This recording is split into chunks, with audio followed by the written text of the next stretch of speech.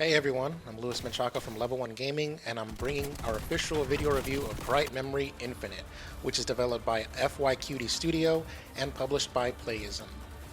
The game initially came to my radar, and probably to most people's radar, when it was part of the Xbox Showcase in May 2020, when Microsoft was promoting and getting ready to launch the Xbox Series X.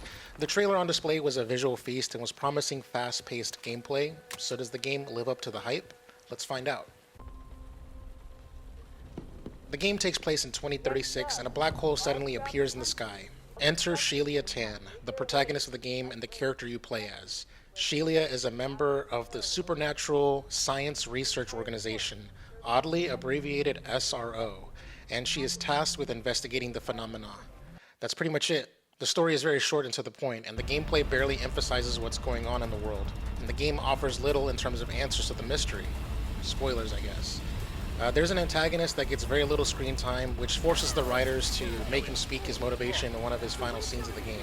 As far as the story goes, it's window dressing and can largely be ignored, as it's just an excuse to make you go from point A to point B, and it also explains why the enemies look the way they look.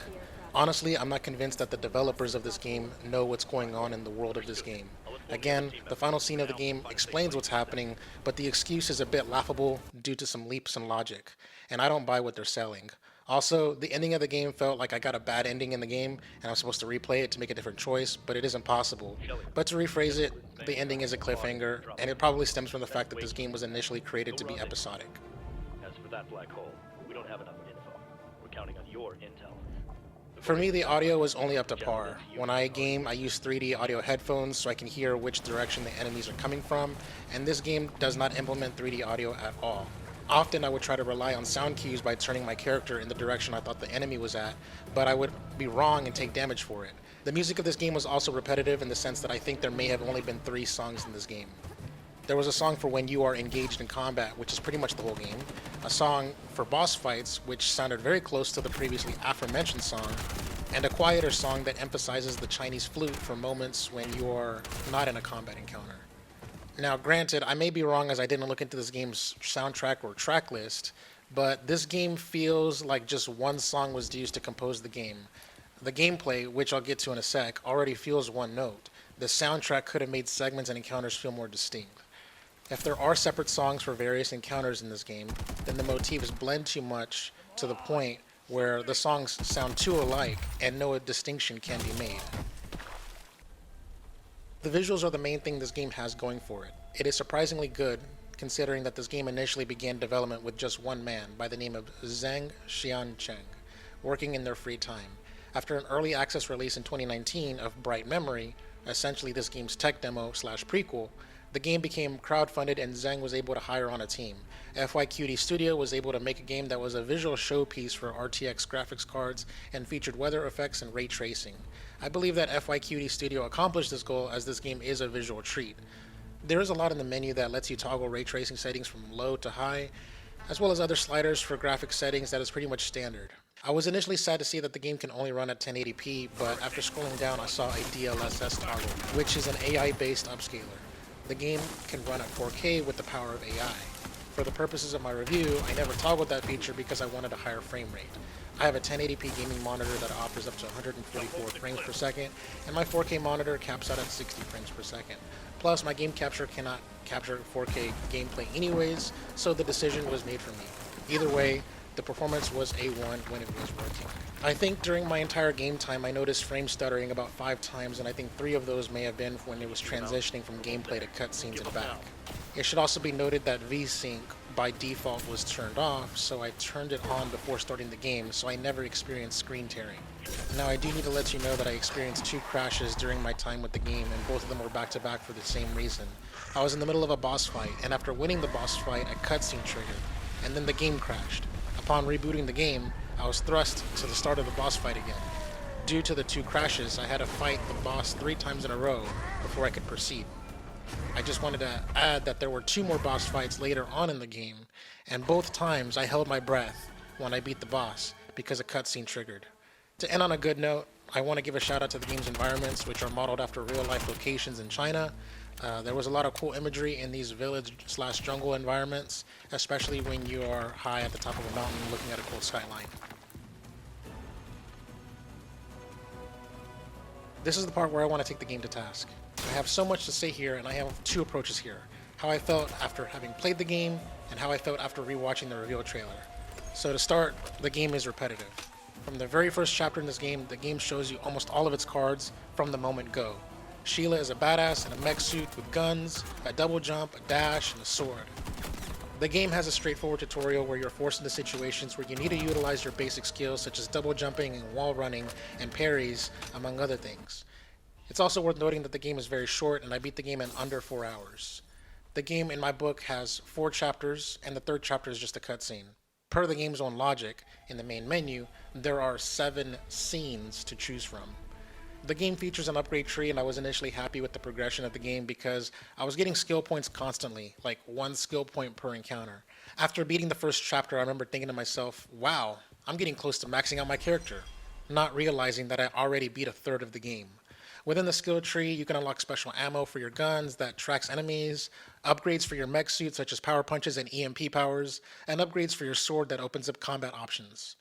This game wants to be a fast-paced, action, first-person shooter game in the vein of Doom mixed with Devil May Cry, but this game, in my opinion, falls short of that.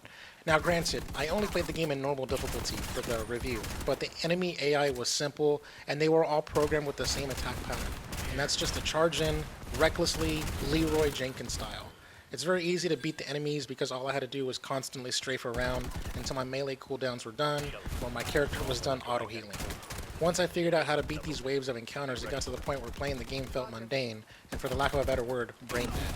I felt myself autopilot a lot during my playthrough. Now, to the game's credit, they did their best to mix up the gameplay. The first gameplay's mix-up was the start of the game's second chapter, where your mech suit has failed and you can't use your guns or double jump or your sword, and pretty much anything for that matter. So you're left with the cleaver that you find lying around to Metal Gear Solid your way through the environment and stealth kill enemies.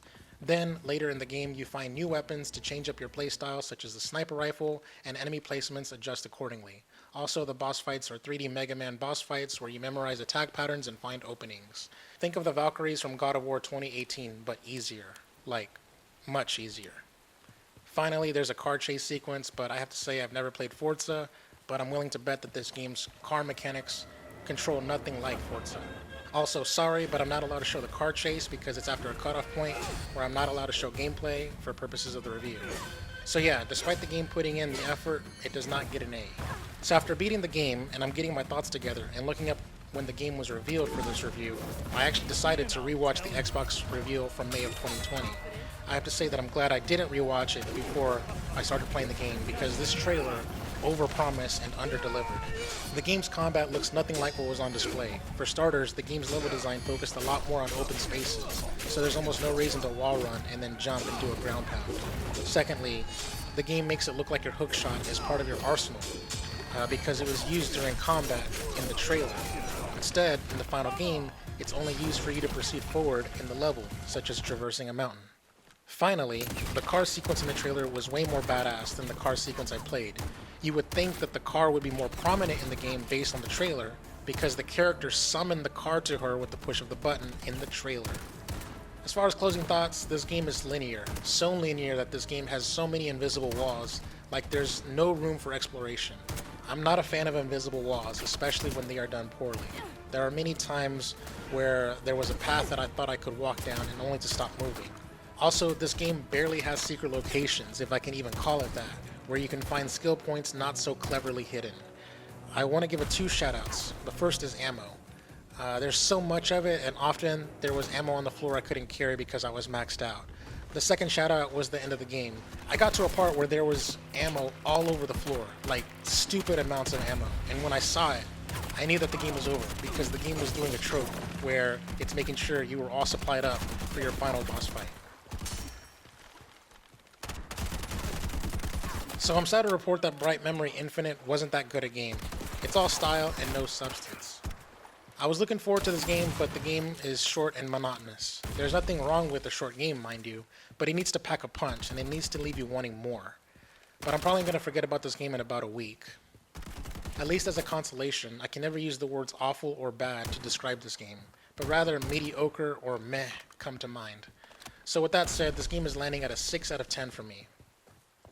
Bright Memory Infinite is out on Thursday, November 11th on PC via Steam and GOG, and will retail for $19.99. It should also be noted that owners of the prequel Bright Memory will be able to get Bright Memory Infinite for free as an upgrade if you already owned the game prior to the game's release. A review code was provided by the publisher for the purposes of the review, and the game was reviewed on PC via Steam. If you like first-person shooter games, then check out some of our other reviews, including our review for Deathloop. I'm Louis Menchaca, and you can find me on Twitter at Chocolate88, link in the description. And my podcast is Ready Press Play, where you can hear my thoughts on all things gaming. It airs here on Saturdays on this very YouTube channel, so go ahead and subscribe if you don't mind. With that said, thank you so much for checking out our review. I hope you have a wonderful day. Peace.